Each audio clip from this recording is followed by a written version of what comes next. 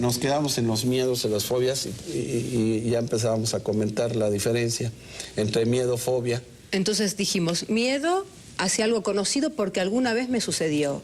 Fobia es cuando me sucede algo de manera crónica, así como el miedo, pero se adquiere un carácter tan exagerado de sensibilidad que ya mi vida no puede ser útil y me siento muy inseguro, porque imagínate que todas las cuestiones que te evitas, no experiencias, y como no experiencias, hay mucha inseguridad en este sujeto, ¿no?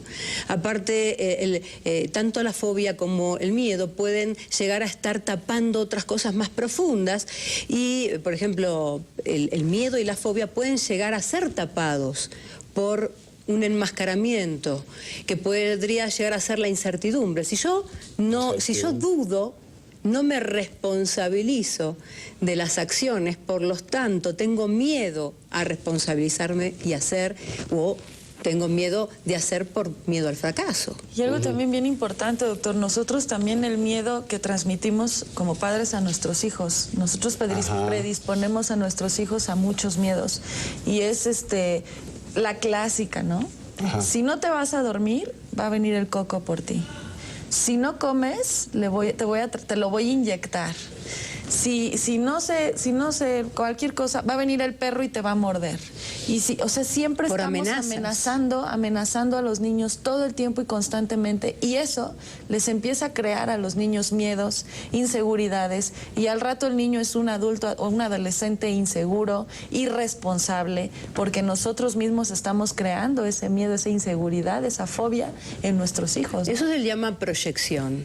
Cuando la madre o padre tienen un tipo de miedo y le dicen, te va a pasar algo si no sales con el abrigo, te vas a enfermar, te va a pasar algo si no miras por dónde cruzas.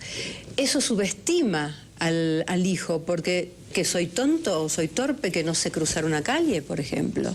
Qué importante es que le demos estas seguridades. Si nosotros somos seguros, obviamente se lo vas a ir proyectando también a tu hijo. Se aprende el miedo. Sí, claro. Por eso es las crisis. Y se transmite durante el embarazo también. Claro. ¿Quién tiene más miedo? ¿Quién tiene más información? ¿Quién tiene menos información? ¿Quién tiene más miedo? En estadísticas. ¿Quién tiene más miedo, el niño o el adulto? A ver, en estadísticas. En estadísticas. El niño tiene menos miedos, claro, porque desconoce más experiencias, claro, o sea, no conoce. Y el adulto, como las conoce, trata de evitarlas porque sabe lo que le puede pasar. Con respecto a las estadísticas socioeconómicas, se ha llegado a saber que cuanto más información, menos temores, miedos y crisis de pánico tenemos. Claro, no significa que si sos psiquiatra o si sos psicoterapeuta no vayas a tener miedos.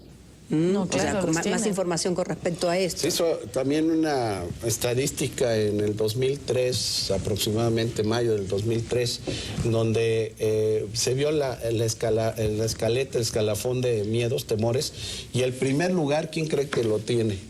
¿Miedo a qué? A los robos, secuestros. A los robos y secuestros, sí, el primer lugar. Y no es de gratis, doctor. No es de gratis. El segundo... Yo creo que a todos nos El segundo lugar está a la enfermedad y a la muerte. La muerte, la enfermedad, como el tercer, más o menos tercer lugar, sí, en estas encuestas que se hicieron. A sentirnos desamparados con el dinero, o sea, a la pobreza. A ver, vamos a hacer una encuestita aquí. ¿Alguien de ustedes tiene miedo a algo? Por ejemplo, miedo a los secuestros. Miedo a la inseguridad. A la inseguridad de secuestros y robo y eso, ¿no? A la muerte, ¿quién? A los perros. A la muerte de sí mismo. A los perros. Miedo a... Pero ahí está. ¿Tienes fobia al perro porque alguna vez te mordió? Me correteó. Bueno, si te corretea nada más y no te ha mordido, entonces es una fobia, es un desplazamiento que estás haciendo con respecto al perro. O sea, ¿qué representará o significará el perro para ti? Entonces, eso es lo que hay que revisar. No es a veces directamente proporcional a esta zoofobia o esta fobia al perro, porque sí. porque si no te ha mordido, no hay una experiencia de huella traumática que te la haya dejado. Y hablando de todo un poco, las arañas, ¿por qué las mujeres, estadísticamente las mujeres tenemos aracnofobia? Mi hermana, yo tengo una hermana que le tiene, y le dicen araña a mi hermana, de hecho, porque cuando era chiquita se trepaban mis hermanos como araña, de verdad. Y ella le tiene, mi hija agarró un día una araña, tenía como 3 años, mi hija agarró una arañita patona y la correteó y la rinconó. Y mi hermana en un rincón llorando del miedo y le decía, no, Valery, por favor. Y es un miedo impresionante. Desde chiquita yo recuerdo que mi hermana, así sea una araña muy pequeña, toda la vida le ha tenido miedo a las arañas, toda la vida. Es repulsión o asco que le tiene. ¿Y por qué? Muchas veces... ¿Cuáles pueden ser las posibles causas? Bueno, son totalmente subjetivas, por eso hay que ir con cada quien.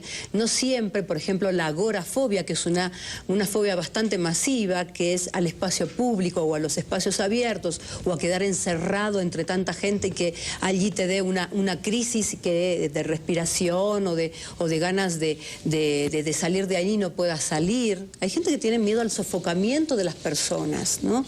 Y esta agorafobia la tienen mayormente mujeres.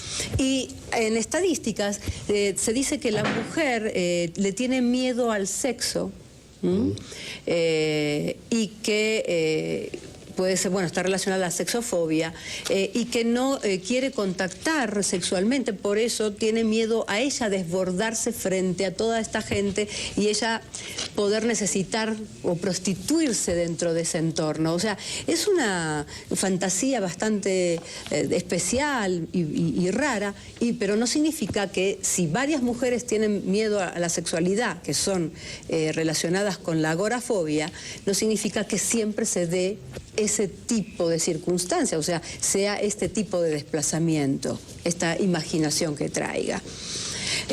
Con respecto al temor, es algo que no podemos diferenciar. El temor es un miedo desconocido, es algo relativo a la naturaleza, a miedo a Dios, a los desastres naturales, es todo lo que el individuo no conoce. Por ejemplo, a mi propia muerte. El miedo a la propia muerte, que es, bueno, tanatofobia se llama, está referido a esto que yo no puedo ni controlar ni sé de qué se trata, y a eso se lo llama temor. Por eso, miedo es algo conocido, las fobias cuando permanecen de manera crónica y son desplazamientos, y el temor es desconocido. Y nos falta la última, que es el pánico, que también se lo conoce como ataques de pánico o crisis de angustia, porque la angustia es inminente, es súbita, la persona no sabe qué le está pasando, y para hacer un diagnóstico de crisis de pánico tenemos que decir que la tiene que tener como mínimo 4 o más veces por mes, que tiene que tener por lo menos 4 de estos síntomas que voy a comentar: palpitaciones, sudor frío, bochornos, temblores, parálisis de movimientos, mareos, vómitos, sensación de morirse o de volverse loco. Digamos que tiene que tener algunos de estos, porque si no, no es crisis de pánico. ¿Pero eso es ante una situación específica, Alejandra? No, puede ser que tú estés en un baile, en una fiesta, y de repente, así como si nada, viene y aparece y se instala en ti estos temblores, sudor, digamos que aparece toda una fisiología ligada a lo que es una fobia o un miedo, pero sin tener un referente externo que lo provoque. Eso es terrible, imagínate. ¿Y eso no se puede confundir o con alguna esquizofrenia? O sea, no son datos de esquizofrenia, o sea, no son datos de alguna enfermedad. No, porque los parámetros, por ejemplo, de lo que es una psicosis es una disociación crónica del individuo con el yo, con el mundo y con su propio cuerpo. Ya es otro terreno. Pero sí pueden, o sea, sí se tiene que hacer el diagnóstico diferencial, ¿no, doctor? En esta situación, porque muchos esquizofrénicos empiezan así, con una crisis de la nada, y hay que hacer la diferenciación entre una y otra cosa. Y también, ¿sabes qué, Yuri? Hay que hacer una diferenciación entre el ataque de corazón, ¿no? Que pueden ser un También, ataque de pánico. también. O las crisis respiratorias, las disneas respiratorias, que la gente se está sofocando y cree que es una crisis de pánico. Y por ahí sí es un tema fisiológico que tiene que comprobar a nivel signos con un médico. Oiga, y doctor, tratarse. y en cuanto a la alimentación, ¿hay alimentos que provoquen alguna... Bueno, desde el punto de vista de la medicina tradicional, metiéndonos al concepto integrativo de la medicina,